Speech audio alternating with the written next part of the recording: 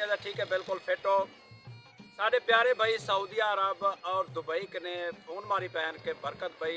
अपने इलाके दे पाकिस्तान दे जो फसलात हैं उन्होंने वीडियो बना के साडो सेंड कर क्या साढ़े क्या पोजीशन है।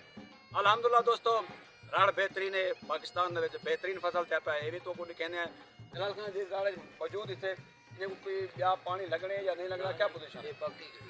ये राड़ पक्की खड़ी तकरीबन कितने और देखो दाने जली खड़ी है ये कितने दिन तक तकरीबन तैयार थी है? तकरीबन 15 दिन है तैयार की इन्हें पावे अल्हम्दुलिल्लाह दाना पक्का करे दाने पक्का करे बिल्कुल तकरीबन 10 तो 15 दिन है। जी जी एक वाला पानी जरूरत क्या नहीं है ना